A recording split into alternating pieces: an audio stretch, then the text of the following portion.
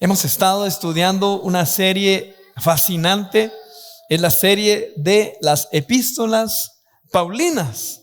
Dicho de una manera más entendible, son las cartas que escribió el apóstol Pablo. Tremendo hombre de Dios, ¿verdad? Los que hemos llevado la secuencia de esta serie, yo personalmente, ¿verdad? Me he impactado conociendo más del apóstol Pablo. Y es que las Sagradas Escrituras, cuando uno empieza a estudiar las Sagradas Escrituras, es un mar o un océano.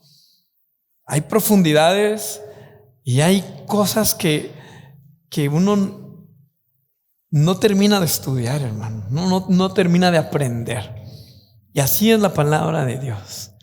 Así que hoy vamos a continuar con la prédica número 11, que corresponde a la carta número 10 de nuestro estudio, y es la carta a los Filipenses.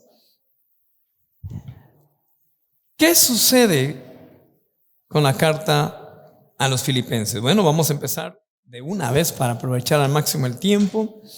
En el versículo 1 del capítulo 1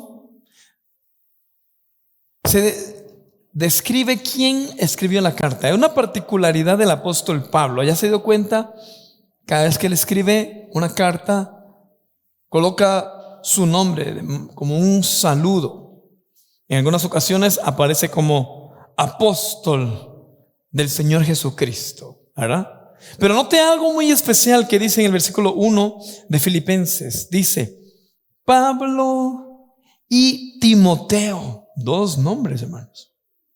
Siervos de Cristo Jesús, a todos los santos en Cristo Jesús que están en Filipos, junto con los obispos y diáconos.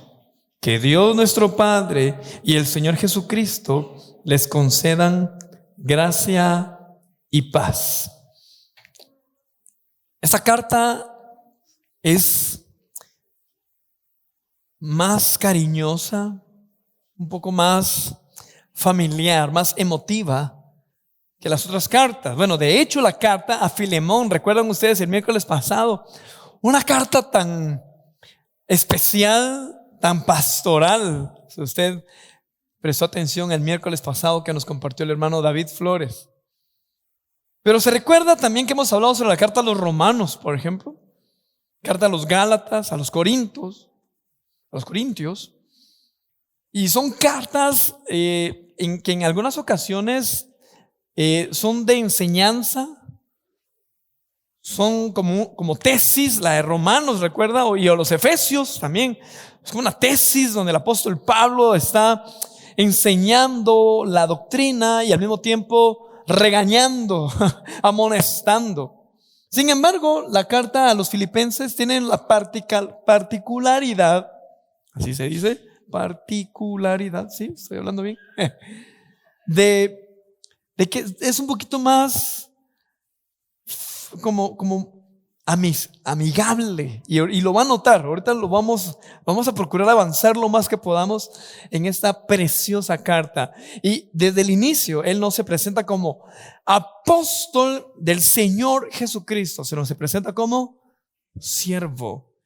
Y no fue egoísta. En ese momento estaba Timoteo con él, y el saludo dice: Pablo y Timoteo, siervos del Señor Jesucristo.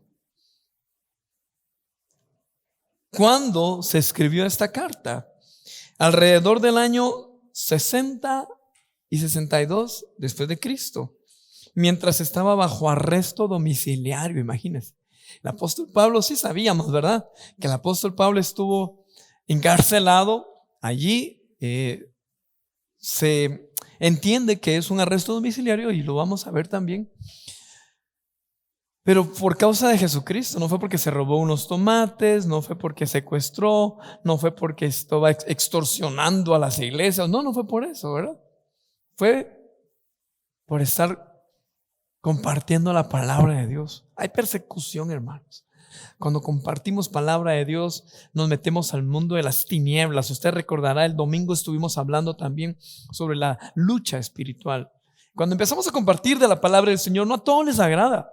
Hay gente que se levanta en contra nuestra, murmurando incluso, dando falso testimonio contra los que seguimos a Cristo. Y por esa razón el apóstol Pablo estaba encarcelado. Y en ese momento, cuando estaba escribiendo Filipenses, él estaba a la espera del juicio tras apelar al emperador romano de ese entonces. Imagínense, cuando una persona está en la cárcel, espero que ninguno de ustedes haya tenido esa experiencia, aunque quizás más de alguien, quizás sí, ¿verdad? Conozco algunos hermanos, nos ha tocado ir a visitar a personas en la cárcel. Hemos tenido esa experiencia. Yo no sé si usted la ha tenido, pero es un ambiente tenso. Y estoy hablando de las cárceles de aquí de Guatemala, de la ciudad capital, Pavón, por ejemplo, ¿verdad? Ahora usted me dirá, ¿recuerda, hermano, que el hermano Pablo estaba en arresto domiciliario? Sí, él tuvo diferentes prisiones. El hermano Pablo se conocía diferentes cárceles de aquella época. Yo creo que pudo haber hecho algún escrito ahí dando recomendaciones, cuál cárcel era 2 estrellas, 3 estrellas, 4 y 5 estrellas, ¿verdad? Pero en ese momento tenía arresto domiciliario, pero vamos a ver por qué se ganó ese favor también, si nos da tiempo. Pero cuando una persona está en esa situación y esperando algún juicio, ¿qué ánimo va a tener para estar escribiendo cartas de bendición a otras personas? Dígame usted. Al contrario, las cartas serían: necesito que por favor me traigan unas toallas, unos shampoos. Estoy hablando aquí del contexto guatemalteco, ¿verdad? Por favor, oren por mí, que no me golpeen demasiado. Por favor, no se atrasen con el pago. ¿Verdad? Ese tipo de cartas. Y recuerde que en ese entonces no existían los derechos humanos. Bueno, es otro tema complicado. No quiero entrar en problemas, no me quiero meter a problemas de hablar de ese tema, ¿verdad? Pero tampoco había, a lo que me refiero es que no había ese cuidado al ser humano.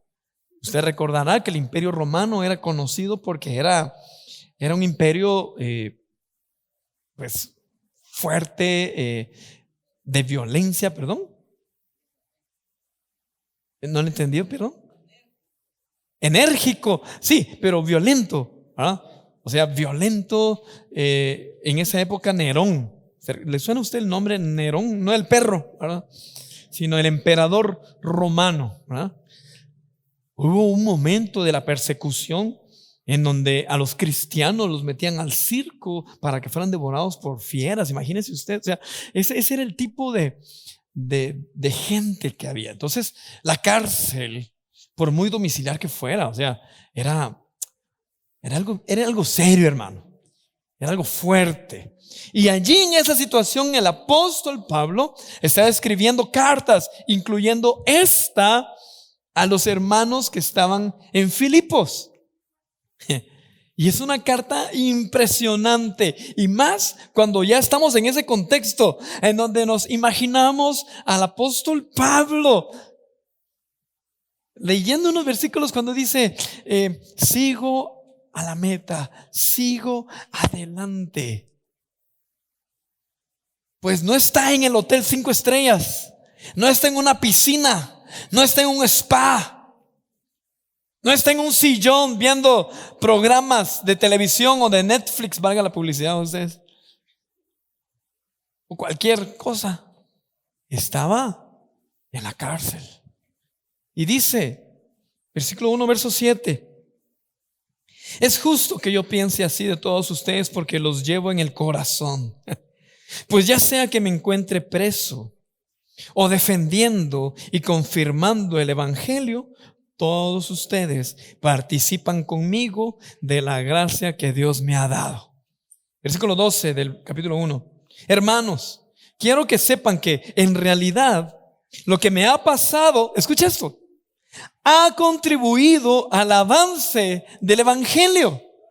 ¿Recuerdan ustedes que él en Romanos 8:28 dijo que a los que aman a Dios todas las cosas cooperan para bien? Pues él lo escribió porque él lo está experimentando. Él dice: lo que me ha pasado ha contribuido al avance del evangelio. Es más, se ha hecho evidente a toda la guardia del palacio y a todos los demás que estoy encadenado por causa de Cristo. Aún en la cárcel Dios le dio gracia al apóstol Pablo. Y oiga lo que dice aquí el versículo 14: gracias a mis cadenas, o sea que estaba encadenado, ahora más que nunca la mayoría de los hermanos confiados en el Señor se han atrevido a anunciar sin temor la palabra de Dios. O sea, el hermano Pablo no está viendo su situación con los ojos negativos. Él dice: gracias a que estoy preso, todos los que están conmigo están conociendo de Cristo. Escuché hace muchos años el testimonio de un hermano, no recuerdo el nombre en este momento, pero es un cantante, creo que fue Marco Barrientos. Hace muchos años él dice que tuvo un accidente, iba a unas conferencias y cuando iba de camino en el carro en el que iba, sufrió un accidente y en lugar de ir a las conferencias resultó en el hospital. Y él por un momento se frustró. Eso fue hace muchos años, él era joven. Se frustró y decía: Señor, pero si yo iba a compartir tu palabra, ¿por qué resulté aquí en el hospital? Y para resumirles, en el hospital él compartió la palabra de Dios y algunos enfermos se reconciliaron con el Señor. Y él ahí comprendió: esto era lo que yo tenía que hacer, que tu conferencia ni que otra cosa, aquí era donde Dios me quería tener. Hermano, en muchas ocasiones, en situaciones muy adversas, no solamente nos preocupemos por nosotros, aprovechemos toda situación para compartir de Cristo. Hace unos días estuve chateando, imagínense, chateando con una persona que estuvo presa. Y él compartía y me decía que esa situación le sirvió para que él tuviera un encuentro personal con Cristo, pero también para compartir la palabra ahí donde él estaba y encontró su propósito en el Señor. Mis hermanos, tengamos la convicción y la fe puesta en el Señor, que a pesar de cualquier prueba que estemos atravesando, vamos a ver la gloria del Señor y vamos a mostrar la gloria de Dios a quienes nos rodean. ¿Quiénes dicen amén? Amén. ¿A quién fue dirigida la carta? A los creyentes de la ciudad de Filipos. Por eso es a los filipenses, porque era la ciudad de Filipos, situada, aquí sí, cuestiones geográficas, ¿verdad, hermanos? Al noreste de Grecia. Se hallaba a 16 millas tierra adentro de la actual ciudad portuaria de Kavala. Cuando usted vaya por allí, se va a dar cuenta. Pero a la mayoría de nosotros se nos hace conocido el nombre Grecia, ¿verdad? Allá por Europa, ya casi topando con Turquía. Por esa área es que está o estaba la iglesia de Filipos. Algunos puntos especiales de la carta a los filipenses, hermanos. Quiero contarle que fue la primera iglesia que el apóstol Pablo fundó en Europa. Fue la primicia. Y eso lo encontramos en Hechos capítulo 16. Verso 9 dice: durante la noche Pablo tuvo una visión en la que un hombre de Macedonia, puesto de pie, le rogaba: pasa a Macedonia y ayúdanos. Versículo 11. Zarpando de Troas, navegamos directamente a Samotracia y al día siguiente a Neápolis. De allí fuimos a Filipos, que es una colonia romana y la ciudad principal de ese distrito de Macedonia. En esa ciudad nos quedamos varios días. Fue en su segundo viaje misionero. El apóstol Pablo estaba en su segundo viaje misionero. Llegó a Filipos y oiga lo que sucedió. No había sinagoga. Regularmente él, los sábados, el apóstol Pablo iba a la sinagoga y con los judíos empezaba allí a testificar, incluso no solo testificar, sino a algún tipo de contienda incluso sobre el nombre de Jesucristo. Cuando llegó a Filipos no había sinagoga allí. Entonces fueron a buscar un lugar donde orar y se encontraron con varias mujeres en un río. Y ahí compartieron la palabra de Dios y ahí se convirtió una mujer llamada Lidia, que era una mujer que vendía, era comerciante, empresaria de esa época, vendía telas. Ahí Lidia fue la primera mujer en convertirse al Señor Jesucristo de ese lugar. Y luego su familia. Mire qué tremendo. Pero allí estaba el apóstol Pablo predicando cuando una niña, ustedes recordarán esa historia, empezó a gritar: ¡ahí viene Pablo! ¡Predica la palabra de Dios! Pero era una adivina. Y el apóstol Pablo se enojó porque ya varios días lo estuvo molestando y reprendió al espíritu maligno. ¿Y qué pasó? Metieron preso al apóstol Pablo. ¿Recuerda usted esa historia? Y el apóstol Pablo estaba a medianoche con Silas. ¿Se acuerda usted? Y empezaron a orar. ¿Dónde fue? Ahí en Filipos. Y estaba preso el apóstol Pablo. ¿Y qué sucedió? Sucedió algo tremendo, ¿verdad? Las puertas se abrieron, el carcelero se iba a matar y Pablo le dijo: no, no te mates. Fueron a la casa del carcelero, se lavaron y ahí se convirtió el carcelero. ¿Cuál fue la segunda familia que se convirtió? El carcelero y la familia. Y esa es otra historia que usted la puede leer en su casa. Hechos, capítulo 15, 16. 15 y 16. Bueno, así se fundó la iglesia de Filipos. Entonces, inició esa célula, digámoslo, pero esa iglesia creció y creció. Y entonces ya en el año 62, más o menos unos 10, entre 10 y 12 o quizás hasta 15 años en ese lapso después de haberse fundado, ya el apóstol Pablo ya estaba preso en Roma. Y los de la iglesia de Filipos no habían escuchado acerca del apóstol Pablo. De hecho, me estoy adelantando, la iglesia contribuyó mucho en el ministerio del apóstol Pablo. Punto número 2 es este que les estoy contando. La carta a los filipenses es como una carta en donde se incluye un agradecimiento por la empatía que tuvo esa iglesia hacia el apóstol Pablo. Veamos lo que dice Filipenses 4:15.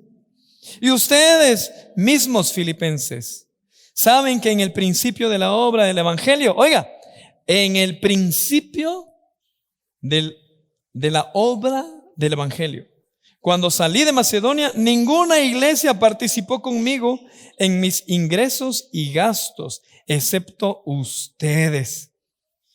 Miren, me llama la atención que la iglesia de Filipenses, de los de Filipos, apoyaron económicamente la obra del apóstol Pablo. Hay gente que usted se va a topar que va a estar en contra de apoyar la obra del Señor. ¿Y para qué das ofrendas a la iglesia? ¿Y para qué das tus diezmos a la iglesia? Hay mucha gente así. Pero es bíblico, dése cuenta, el apóstol Pablo estaba iniciando su obra y la gente le apoyó. Pero me llama la atención, los que iniciaron la iglesia, o quien inició la iglesia, era una mujer de negocios, empresaria.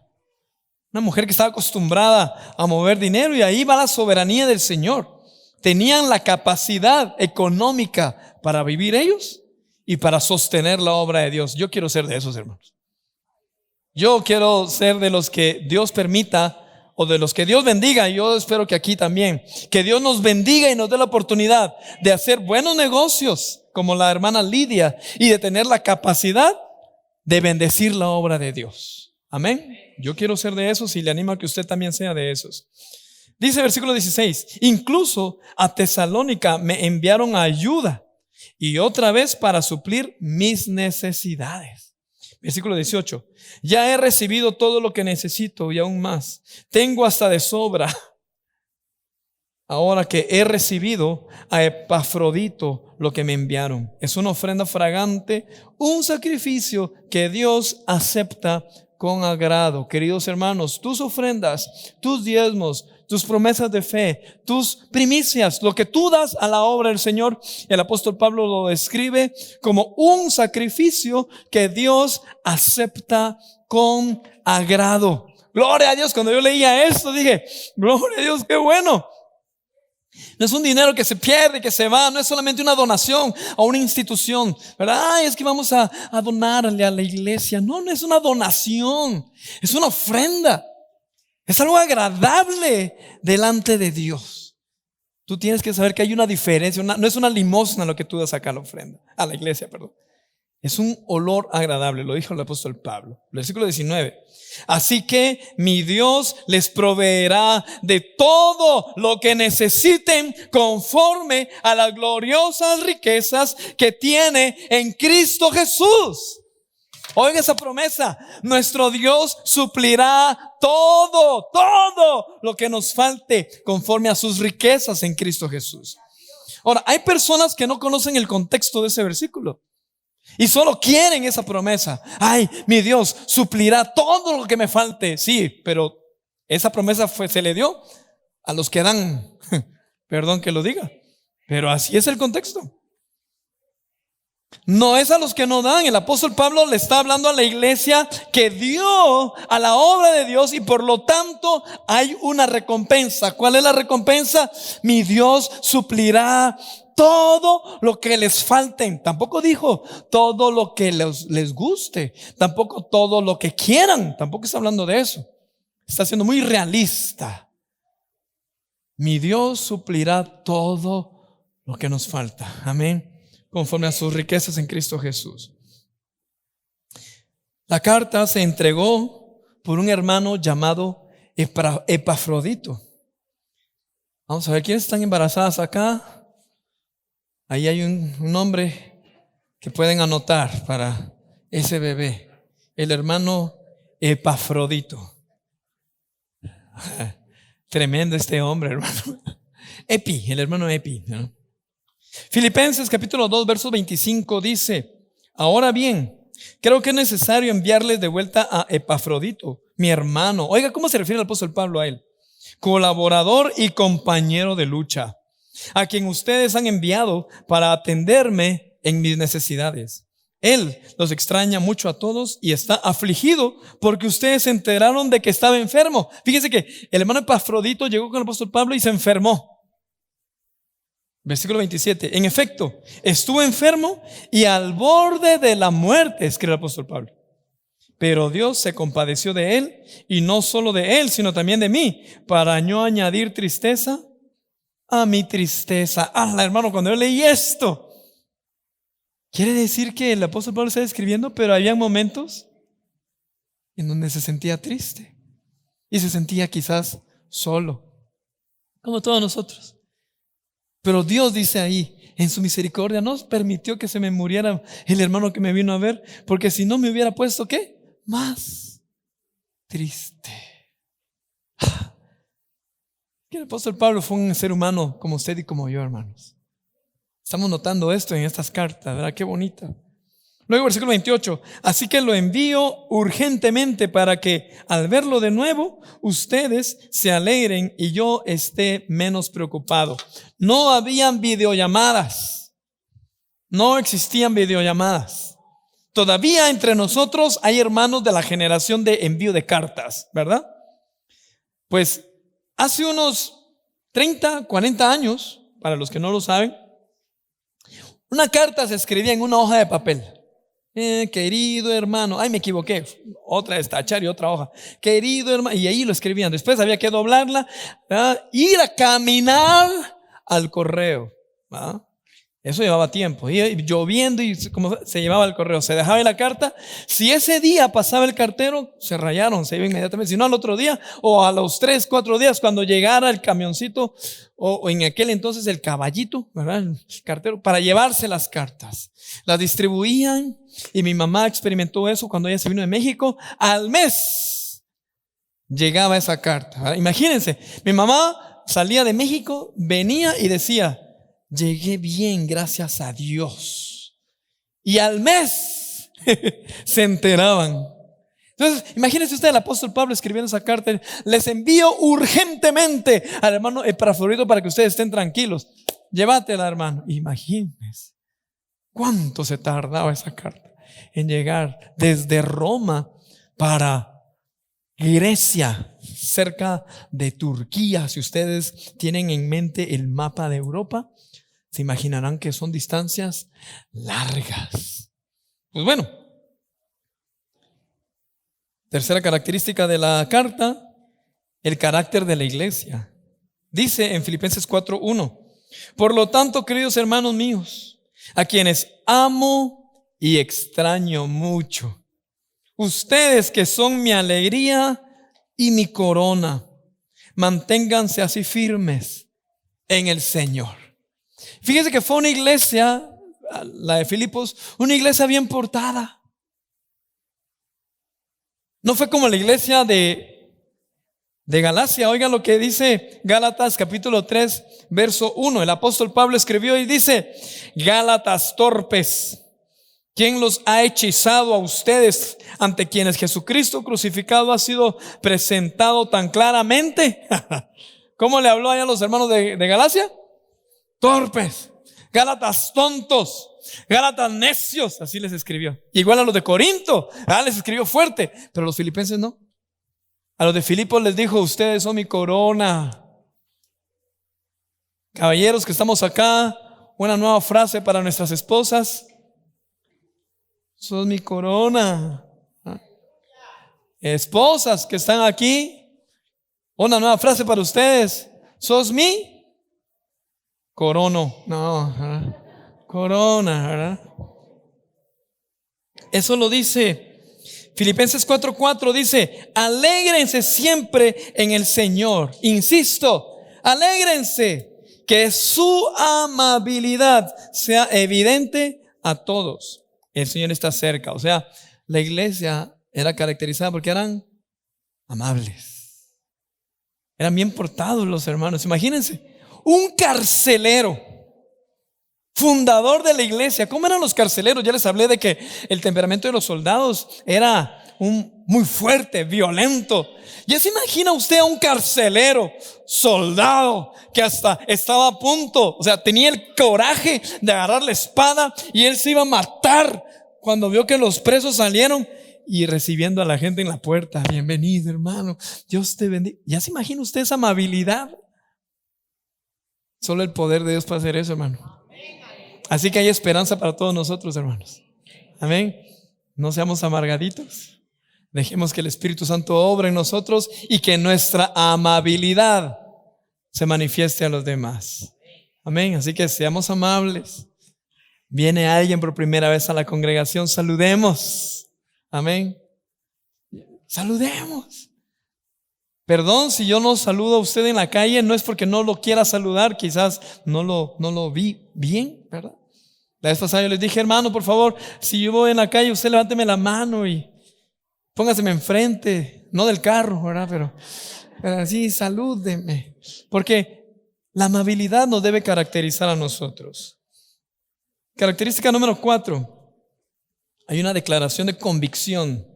En Filipenses capítulo 1, verso 21 dice: porque para mí el vivir es Cristo y el morir es ganancia. Y hay más versículos que no me va a dar tiempo de leer.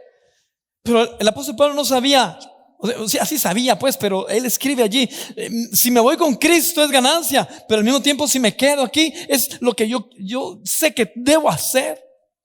Tenía tan fuerte la convicción el apóstol Pablo que para él no era problema. Irse con el Señor era lo más fácil, decía él.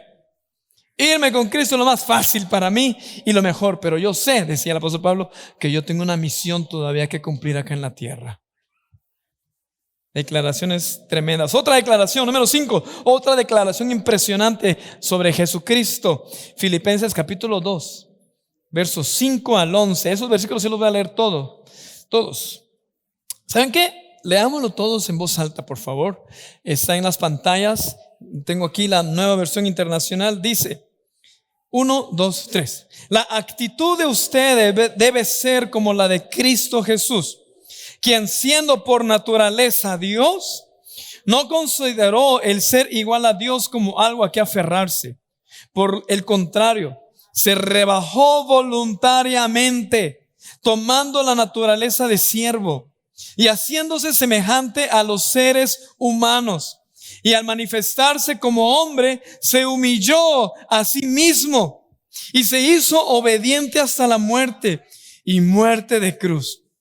Por eso Dios lo exaltó hasta lo sumo y le otorgó el nombre que está sobre todo nombre, para que ante el nombre de Jesús se doble toda rodilla en el cielo y en la tierra y debajo de la tierra, y toda lengua confiese que Jesucristo es el Señor, para la gloria de Dios Padre. Aleluya.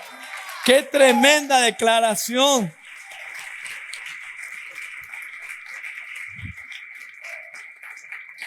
Yo no sé si usted siente algo especial cuando lee eso.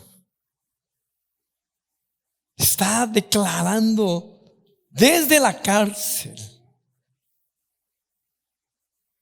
inspirando, fortaleciendo a la iglesia de Filipos y a la iglesia actual. Esta declaración: Jesucristo se humilló voluntariamente y ahora está sentado a la diestra de Dios. Amén. Y en el nombre de Jesús, ante el nombre de Jesús se dobla lo que está en el cielo, en la tierra y debajo de la tierra. Qué tremendo. Particularidad número 6.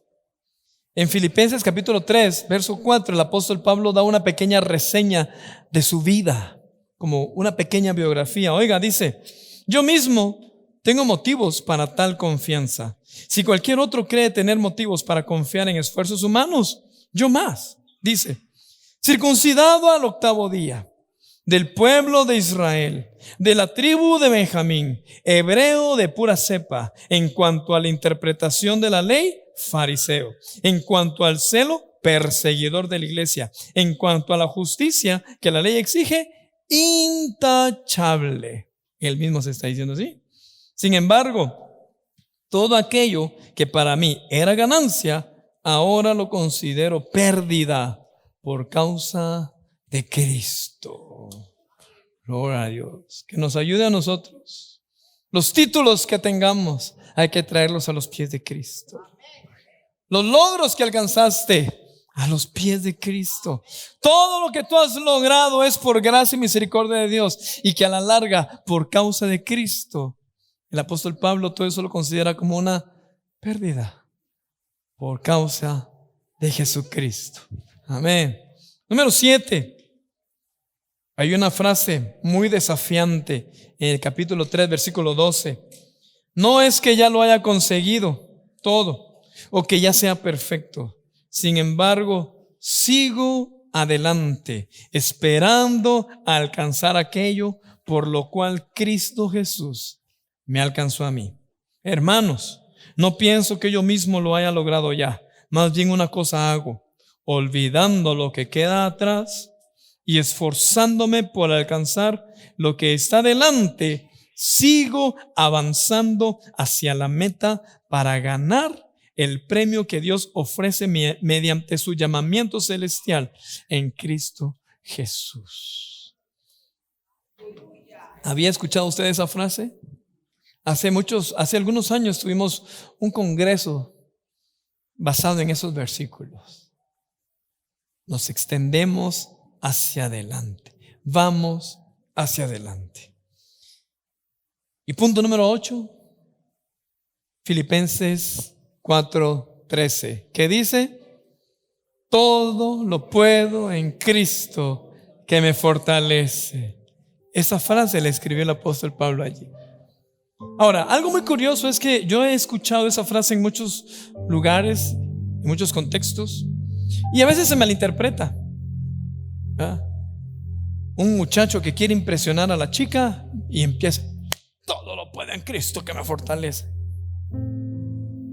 Una persona que quiere hacer un negocio, todo lo puede en Cristo que me fortalece. Pues pudiéramos mencionarlo, pero hay que tener cuidado. Ahí le estamos sacando de contexto. El contexto de este versículo, oiga lo que dice versículo 12.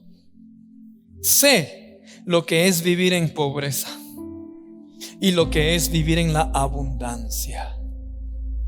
He aprendido a vivir en todas y cada una de las circunstancias, tanto a quedar saciado como a pasar hambre, a tener de sobra como a sufrir escasez. todo lo puedo en Cristo que me fortalece. Hay personas que no pueden vivir en abundancia. Se pierden, se apartan del Señor. Dios los empieza a bendecir un poco y piensan que son sus propias fuerzas. El ser humano regularmente es así, se aparta de Dios. Y está el otro extremo.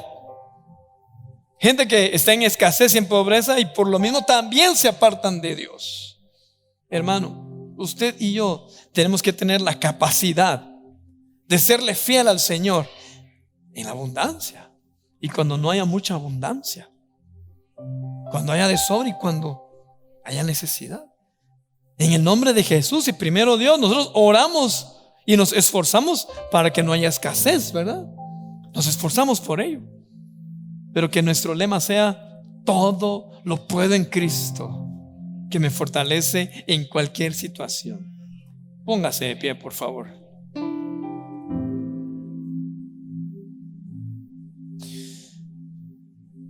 Esta iglesia de Filipos fue una iglesia fuerte, tremenda. Y lo que me llama la atención fue cómo se inició, lo que la Biblia describe. Fíjese que el apóstol Pablo no iba para Filipos. La meta del apóstol Pablo era irse más al Asia, digamos, hacia ¿qué lugar sería? Más al noreste.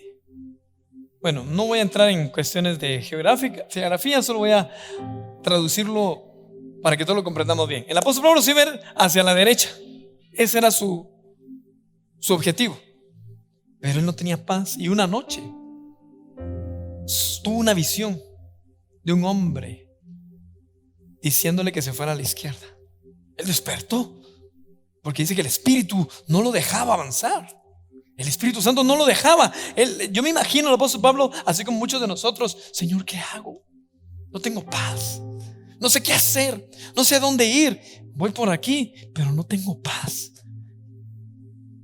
Y en ese momentito, una visión. Bueno, a la izquierda. Ajá, a la izquierda. Está bien, a la izquierda. Si usted se hubiese encontrado al apóstol Pablo en ese entonces, usted le hubiera preguntado: apóstol Pablo, qué bueno verlo por acá. Sí, hermano, un gusto saludarlo. ¿A dónde va? No sé. Así le hubiera respondido. Así le hubiera respondido. ¿Cómo que no? No, es que fíjese que tuve una visión de que me tenía que ir por este lado y por eso vengo a este lado. ¿Y a dónde? ¿Con quién? No sé. Y así fue como inició la iglesia. Cuando llegó a Filipos, ya le conté la historia. Hermano, no nos aflijamos. A veces pedimos guianza del Señor y no sabemos qué hacer. Ay, Señor, ¿qué hago? ¿Doy el paso o no lo doy? Háblame, ¿qué hago? Ay, ya lo di, ¿verdad? Y quisiéramos que Dios nos dijera: a la izquierda, a la derecha, arriba, abajo. Y hay ocasiones en donde no pasa eso. Pero sí hay ocasiones en donde no sentimos paz. Sí hay ocasiones en donde sentimos que como que no es por allí el asunto. Y si nosotros obedecemos y le decimos: guíame, Señor, yo creo que es por acá. Y aunque no sé exactamente qué está sucediendo, pero te voy a obedecer, Señor. No sé exactamente qué va a suceder, pero aquí voy. ¿Quiénes han experimentado eso? Gloria a Dios, vamos por buen camino. Vas bien, hermano. Ese acto de obediencia, en el caso del apóstol Pablo, ese pequeño acto de obediencia provocó que toda Europa conociera de Cristo. Y años después, nosotros, América Latina. Qué tremendo. Tus actos de obediencia van a trascender. Tus actos de obediencia no sabes el impacto que van a tener. Vas a impactar no solamente a tu generación, generaciones futuras van a ser impactadas por tu obediencia. Amén. Oremos. Cierra tus ojos un momento y dile: Señor, ayúdame a discernir qué es lo que tú quieres que yo haga. Esa incertidumbre, esa inseguridad, creo que la experimentamos todos. Dile: Señor, guíame. guíame. Me cuesta escuchar tu voz, pero por favor, guíame, Señor. Me cuesta discernir, me cuesta identificar cuál es tu voluntad, pero por favor, ayúdame a entenderla, Señor. Ayúdame a ser obediente a tu voz. Te lo rogamos, Señor. Padre, te pido por esta congregación preciosa. Te pido por mis hermanos, Señor, que están aquí en presencial y que están en línea. Señor, danos la oportunidad de discernir cuál es tu voluntad, hacia dónde debemos dirigirnos, qué decisiones debemos tomar. Te pido por mis hermanos que están por decidir por algunos negocios en este momento, en estos días. Ayúdalos, Señor, a que puedan discernir qué es lo que conviene, cuál es tu voluntad y cuál no es tu voluntad. Por mis hermanos que están haciendo algún tipo de sociedad con otras personas, guárdalos, mi Señor. Líbralos de todo mal, como lo dice tu palabra, Señor. Líbranos del mal, guárdanos de trampas del enemigo. Ayuda a mis hermanos a que decidan correctamente. A los noviazgos, Señor, de esa congregación, a los muchachos que están empezando a salir con una pareja, Señor, dale discernimiento para que puedan decidir correctamente conforme a tu voluntad. Líbralos de todo mal. Ayúdalos para que puedan tomar las decisiones correctas, Señor. Igual a los matrimonios que están acá. Padre, nos encomendamos en tus manos y que se haga tu preciosa voluntad, la que es buena, agradable y perfecta. Aunque quizás no la entendamos en este momento, pero ayúdanos a hacer tu voluntad. Te lo rogamos, Señor, en el nombre de Jesús. Amén. Gloria a Dios.